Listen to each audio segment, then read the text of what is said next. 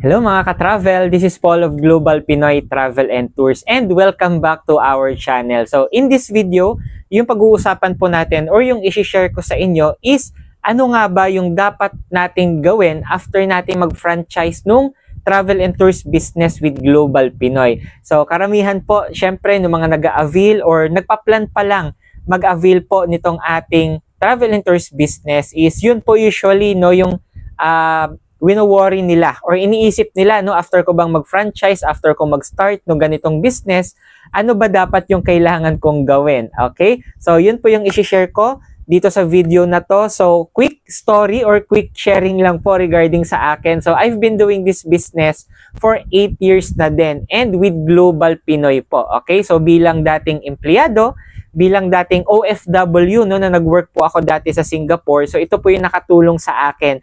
Syempre na kumita po no and eventually makapag for good dito sa Pilipinas. Kaya sa mga viewers natin diyan, lalo na po sa mga nagbabalak okay na mag-start din ng ganitong business, either nasa bahay ka man or nag-work man tayo or OFW ka din no katulad ko dati na nasa abroad ka ngayon nag-work, pwedeng-pwede ka dito or bagay na bagay sa iyo yung negosyo natin. Kaya before we start, no, kung hindi ka pa nakasubscribe dito sa channel natin, please do like, share, and subscribe para lagi kang updated sa mga Global Pinoy videos po natin. With that, let's start!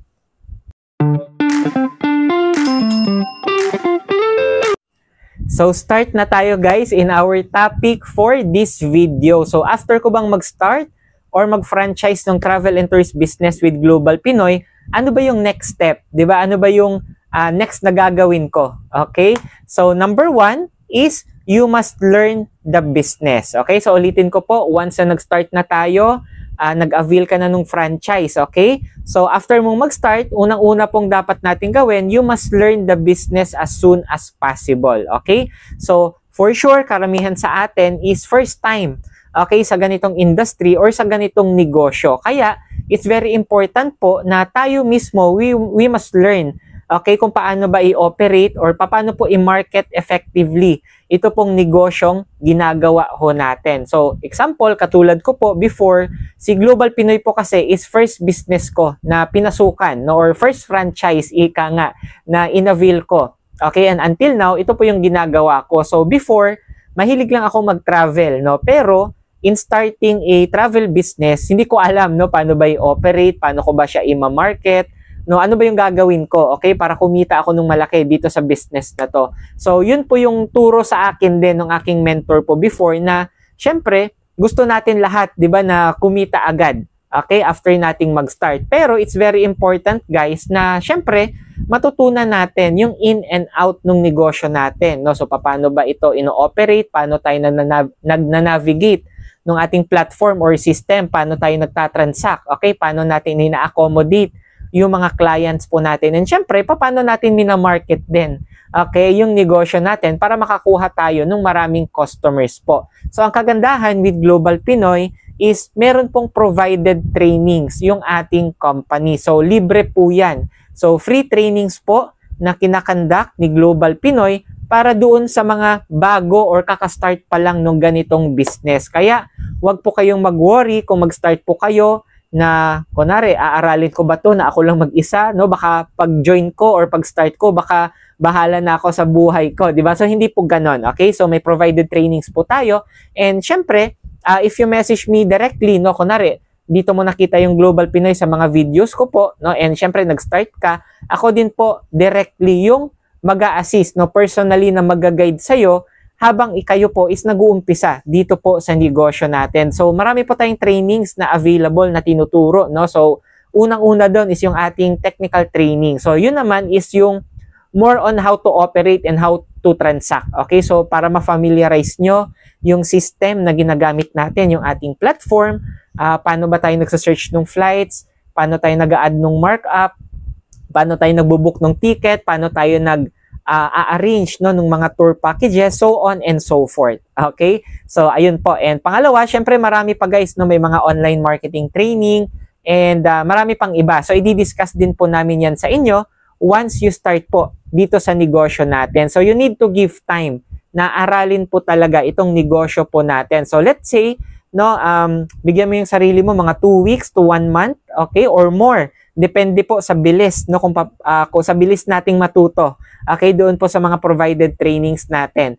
And meron namang iba, may mga partners kami na iba na during training, no, habang nagte-training pa lang sila, is alam mo yun, kumbaga mabilis po nilang naaaral and nagagamay yung negosyo po natin, kaya nakakatransact na din po sila. So it depends po sa atin, okay, kung gaano ba katagal yung training, pero we preferred po at least 5 times yung sa technical training po natin. So at least 5 times po kayong maka-attend nun. So I think meron tayong 2 to 3 times na schedule, okay, ng ating technical training per week. Kaya possible matatapos mo yon in 2 weeks or more.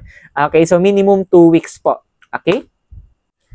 Number 2 na dapat nating gawin after nating mag-start dito po kay Global Pinoy Travel and Tours, syempre, di ba, after nating naaral, okay, naka-attend ka na ng mga trainings, natapos mo na, na-complete mo na.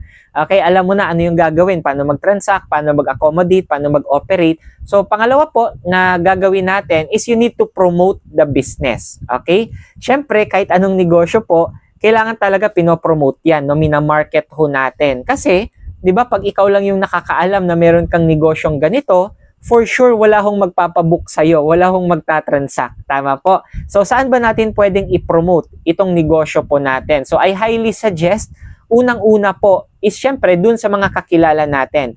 So, yung mga relatives, no, kamag-anak natin, kaibigan, okay, yung mga malalapit sa'yo. And syempre, kung nag-work ka, yung mga katrabaho mo, okay, kung sino man po, yung nakakasama mo lagi, na nakikita mo, laging nagta-travel, or soon, no, nagpa-plan na mag-travel. So, market po natin sila lahat. Okay?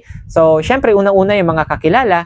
Pangalawa naman po, you can promote online. Okay? So, si Global Pinoy, we allow po, yung company ina-allow tayo na to create din yung sarili nating Facebook page. Okay?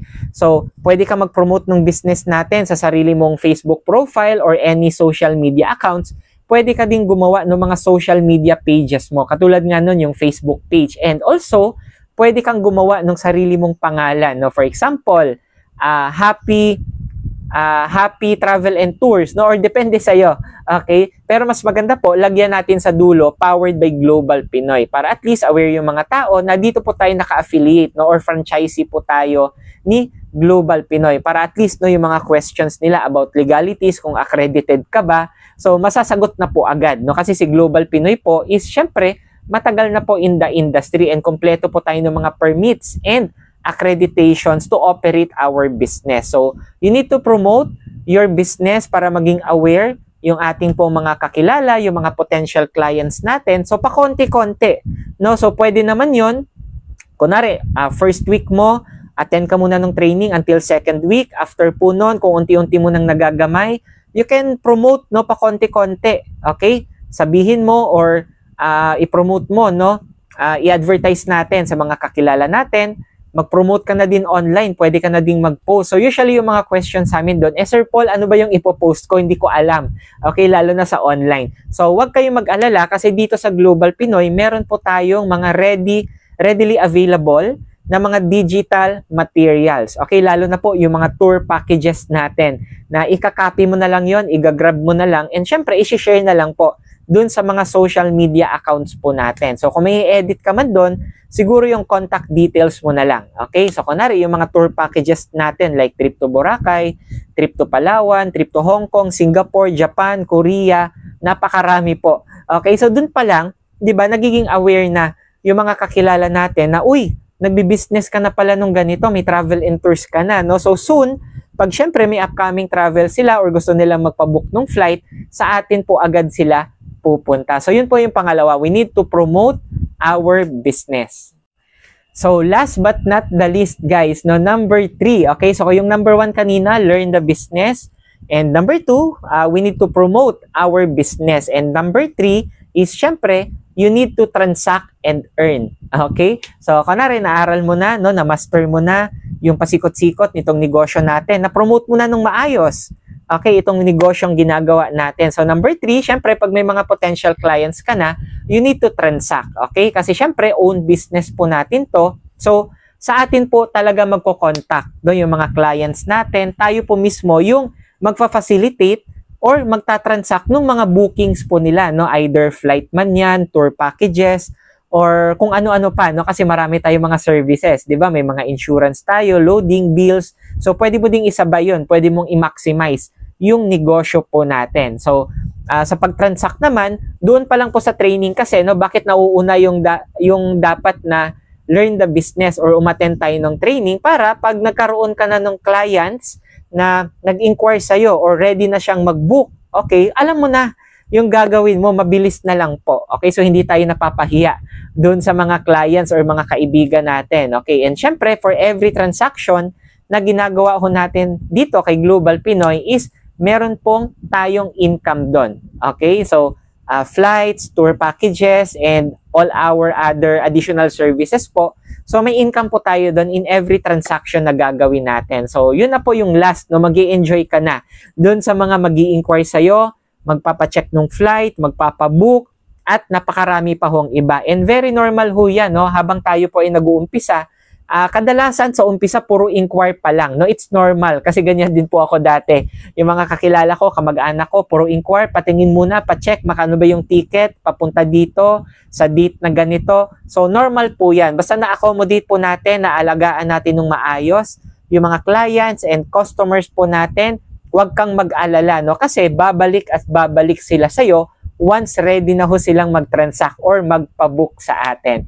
Okay, so usually yun lang guys, no, yung 3 tips natin na once tayo po ay baguhan or kakastart pa lang natin, kaka-avail pa lang ng franchise dito po kay Global Pinoy, it's very important na sundin natin yung mga steps na yon nang magkakasunod. Okay, so ulitin ko, number 1, learn the business, no? So number 2, promote the business, and number 3, you need to transact and earn. Okay, so cycle ho yan, no? Paulit-ulit. Kasi yung learnings dito sa negosyo natin, hindi naman po yan natatapos. Okay, so may mga bagong updates, time to time, may mga bago tayong partners na dinadagdag. So, kailangan nating mag-update lagi ng ating ding knowledge. Okay, kagandahan kay Global Pinoy, lifetime yung ating pong negosyo, and lifetime din po na free yung mga trainings po natin. Okay, so that ends our topic, no, dito sa video po natin ngayong araw po na ito. Pero kung may mga viewers po tayo dyan na you are interested also to start this business, so pwede ka munang umattend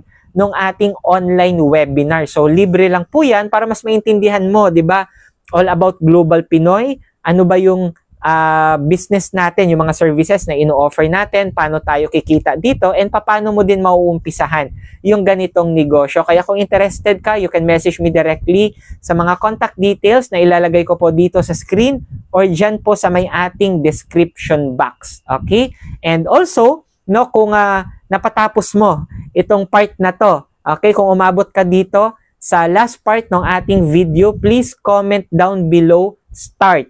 Okay, please comment down below start para at least alam ko po kung sino sa inyo yung talagang pinatapos yung video natin, and pwede din kitang i-shoutout sa next video na ipapalabas ho natin. So with that guys, God bless po everyone. To God be all the glory, and see you on our next videos. Bye-bye!